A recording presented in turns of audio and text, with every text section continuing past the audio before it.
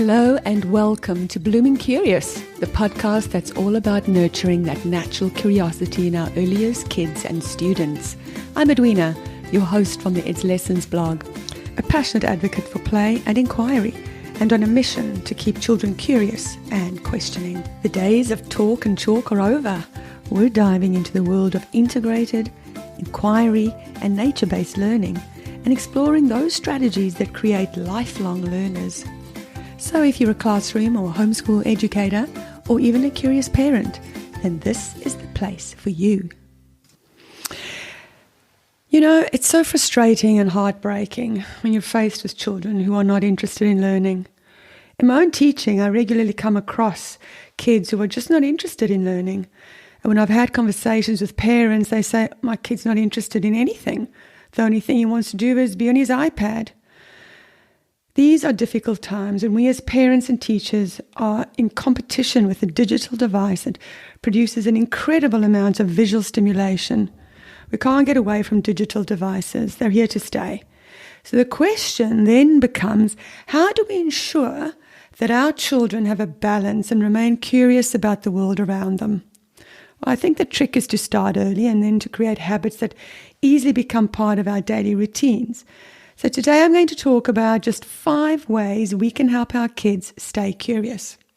The first step towards creating an environment rich with curiosity is you and me. We are the facilitators of learning. It's our enthusiasm for learning and exploration that is the fuel that lights the fire in our kids. Our responses and our questions have the power to keep children's curiosity healthy and flourishing. Our words, our facial expression, and our attitudes are the catalyst for instilling a love for learning and curiosity or not. As educators and parents, we have the power to open up that world of awe and wonder and fascination for children and to foster their natural curiosity about the world around them. So if we want our kids to be curious, and we really do need them to be if we want them to enjoy learning and meet their full potential, then we need to model curiosity and an interest in the world around us. When a child holds out their hand to us with a snail or a bug or a worm perched perfectly in the center, their eyes shining with excitement, at that moment, we have an opportunity to foster their curiosity and a lifelong love of learning, or to just snuff it out. Our feelings about spiders and snails or worms are really not important. It's not about us. It's not about our feelings. It's about them. And when a child shows interest in something and we help them find out more, which of course is the foundation of inquiry, it's not just children who learn, but it's also the perfect opportunity for us to learn alongside them. I can't tell you how many times I've learned about different animals and plants just by helping kids find information for their various interests. So remember, it's you and me, people.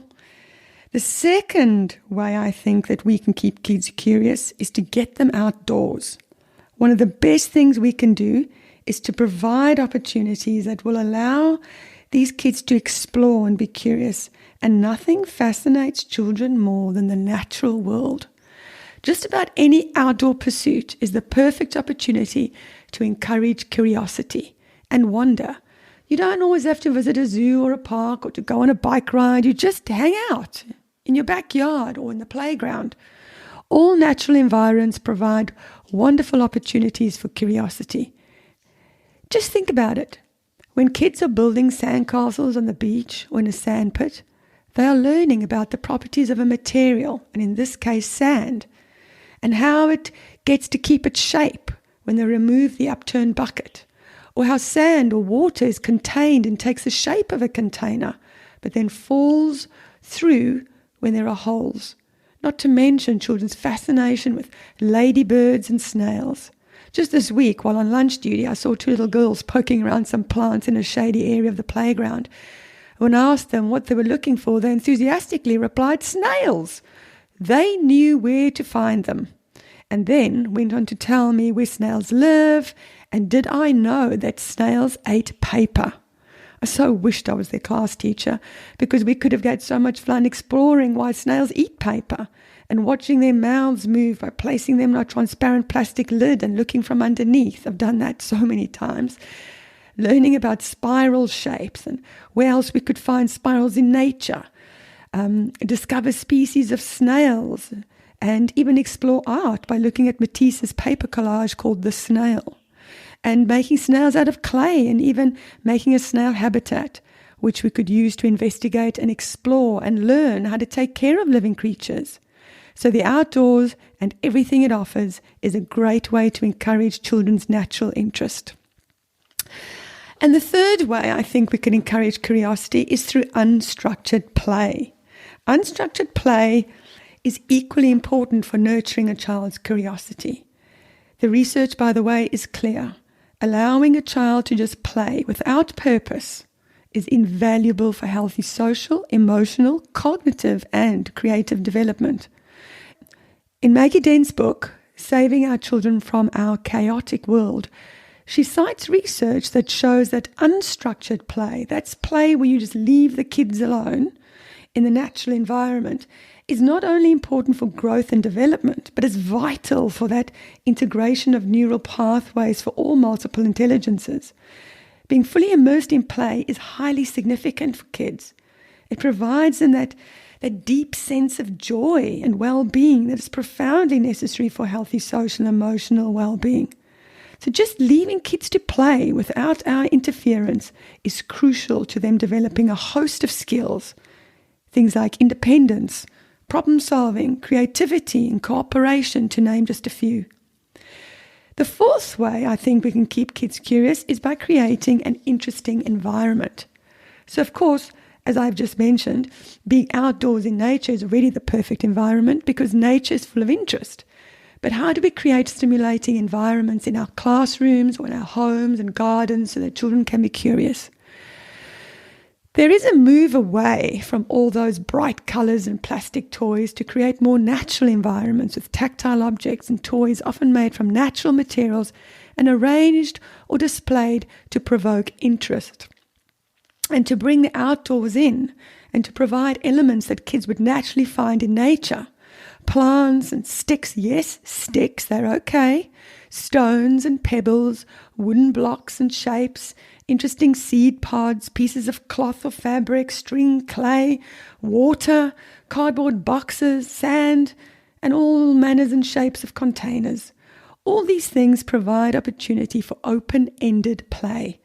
They provide opportunities to be creative. A stick can be a fairy wand, a magic wand, a pencil. They can be used to build structures, make patterns or flagpoles, and even hobby horses. None of these are just one thing. For example, a toy car is just a car, but a stick can be anything, only limited by imagination. And apart from natural objects, having plants and animals to observe, be it a snail habitat or an aquarium or stick insects, this opens up a world of inquiry projects. We also need to be providing opportunities for children to express themselves creatively by providing opportunities to create with paper and paints and wool, felt, crayons of all types, charcoal, pastels. And of course then, what about opportunities for pretend play? Dad's old shirts, hats, old blouses, bags, all sorts from vintage or second-hand stores make excellent props for imaginative play. There's no need to go and buy Snow White's outfit or, I don't know, Spider-Man costume. There's nothing wrong with them. Have them, absolutely. But you don't have to go spend a fortune on ready-made costumes, which then, of course, only limit a child to that character. So go and shop around some second-hand shops and see what you can find there. And of course, no interesting environment can be without books. Picture books, chapter books, lots of non-fiction books on a variety of subjects, atlases, children love maps, all displayed so that they are in easy reach for kids to access. Then, of course, the question arises, well, how do we store and display all these objects? Well, we need to do it in a way that is attractive and interesting so that children are drawn to them. Displaying and storing these objects attractively in woven baskets or wooden boxes and bowls on uncluttered open shelves where children can access them easily and independently is the way to go. Our outdoor areas need to be attractive too. We need to incorporate open shelves and milk crates attached to a wall where old pots and pans and sticks and other weatherproof items can be stored. Just browse Pinterest for tons of ideas on inspiring indoor and outdoor learning spaces and how to set them up. My fifth tip on how to keep kids curious is by asking open-ended questions and encouraging children to ask questions too. Questioning is fundamental to having a curious mind. I saw this meme the other day that said, everyone saw the apple falling from the tree, but only Newton asked why. Makes you think, doesn't it? How little we ask why nowadays.